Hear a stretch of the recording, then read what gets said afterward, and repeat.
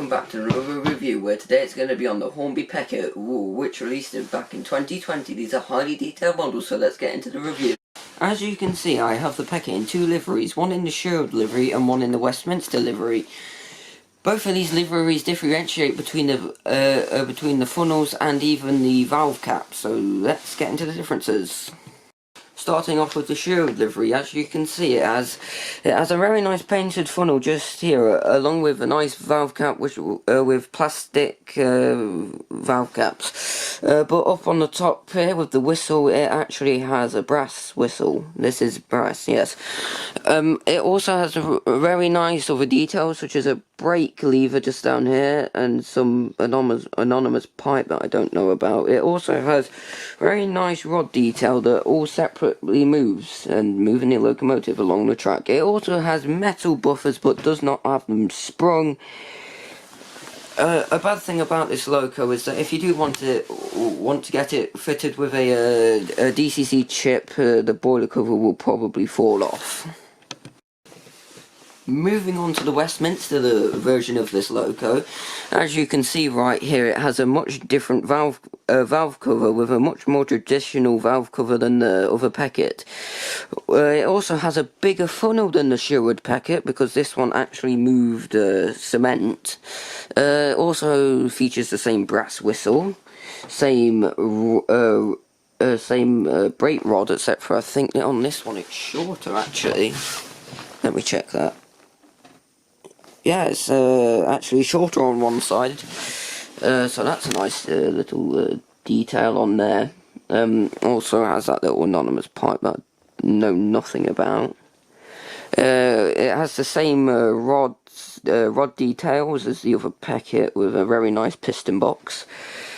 This one also has a very nice Portland cement blue circle logo just here. Also has a Peckett & Sons plaque, just like every other Peckett locomotive really, along with very nice separately fitted handrails just here and here. It also has a nice little separately hand-fitted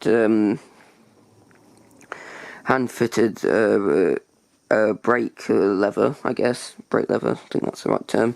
Same again with this Westminster Peckett. Metal buffers but not sprung. This is really not a downfall of this locomotive, but some models may find it a problem. Also, what I've just spotted is that it has separately fitted handrails just here and here, along with some nice steps just there.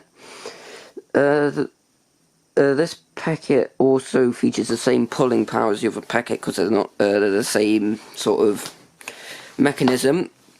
Obviously, because Hornby wouldn't make them realistic and have them at different pulling powers, although the real-life versions of these will probably not feature this. Hornby have also incorporated very, very nice bolt detailing on these two locomotives, along with plaques of where they were. Obviously, Sherwood had a Sherwood one and the Westminster one has a Westminster one. This locomotive also has different buffer beams, as the Sherwood one has a wasp buffer beam. I'll show you that in a second, but this one has a full red buffer beam, but has the same coloured buffers, interestingly. So that's all really to say about this one, and also it has very nice glazed windows as well as the other Peckett. One thing that I'd like to see on this loco, although probably not featured on the real one, is line work, as line work makes very, very big improvements on steam locomotives, especially on the Pacifics. That's what I have to say about that one, so let's compare them now. Now both Pecketts are in shot, let's compare the differences, starting off with the funnel. The Westminster one has a taller funnel than the Sherwood one because it needed more power. Same with the valve covers that I pointed out, obviously. The cabs are the same detail and same size, but I think the coal is slightly different. Never mind, the coal is the same size, I've just looked at it. These two Pecketts also have very nice lamp irons on the front and back of these locomotives. Also on the front of them they have separately fitted handrails and also the boiler cover with its little clock face on it. As you can see, there is the full red buffer beam of the Westminster one. I will now show you the Wasp version on the Sherwood Peckett.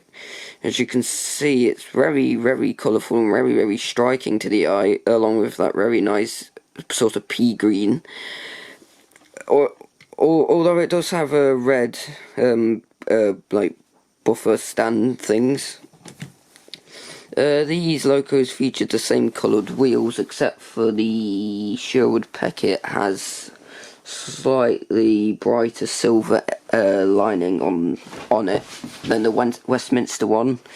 As you can probably see now, this one's brake lever is a lot longer on that one. I don't know whether that red one's a separate thing, because I think I've just spotted the actual brake lever along the top there. Let me just check that. Yeah, the other Peckett has the same thing on it. So that's a bit of a thing that I got wrong.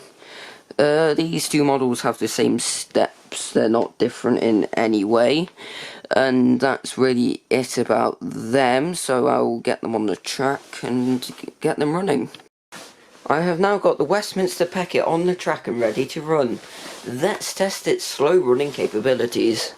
I'm now going to put my digital controller into notch 1 and just see how slow it moves. That's notch 2, hang on a minute. No, that's not, okay. As you probably can't see, it's going quite, yeah, you probably see that actually.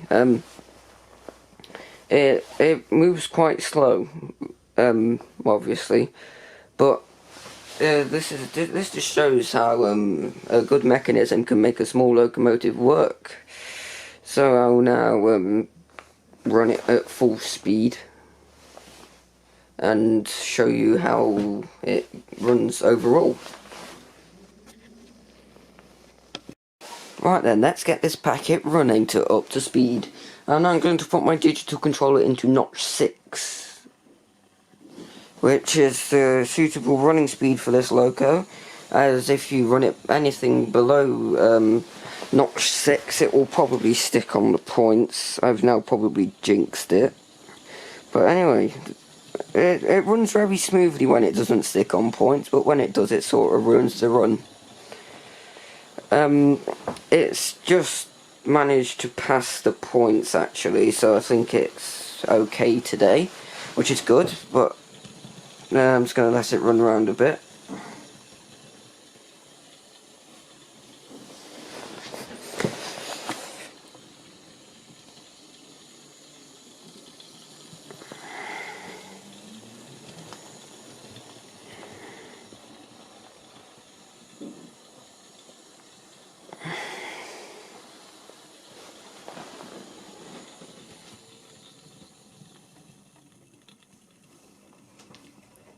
As you just saw, this locomotive runs very well on DCC as well as just DC.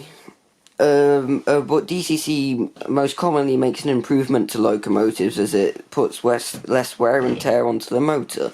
I will now do the same with the Sherwood livery and just see how they differ, as the Sherwood one is actually older than the Westminster one. I have now got the Sherwood one on the tracks, and let's see if it can match the performance of the Westminster Peckett.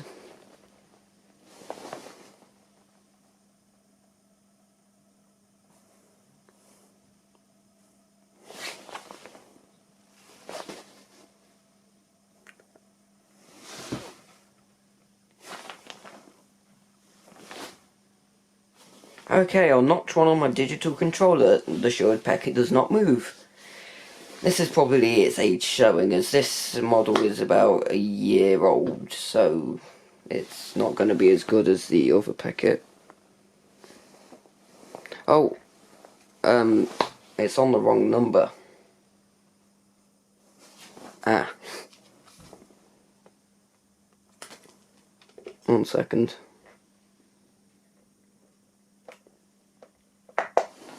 Sorry about that, it was on the wrong number. It was on the other Peckett's number, which is on the programming track just now.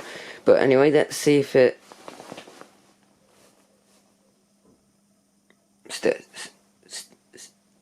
Still nothing? Okay, cool. Ah, there we go. It's moving now. So sorry about that little hiccup there. But it still runs quite slowly, which is nice. Obviously showing just how a good mechanism just can improve a model, really. So then let's get this one running as well. Up to full speed. I'm now going to put this locomotive up to notch 6 on my digital controller.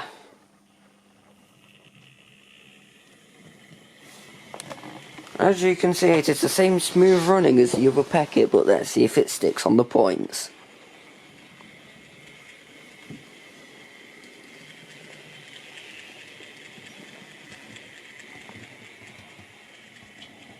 No, it made it past the points. Today must be a good day for the Pecketts, as they usually stick on the points.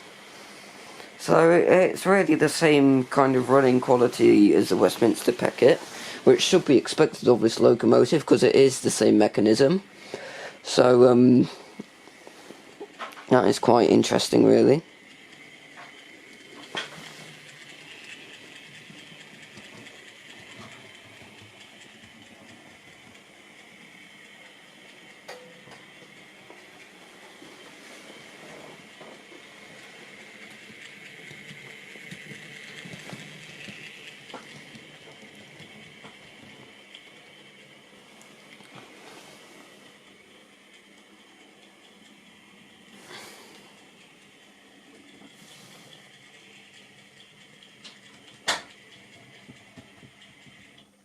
Oh, and it's stuck on the points, ladies and gentlemen. It is finally stuck on the points. Let me just give it a little push. So, there we go, it's back on, it's back moving.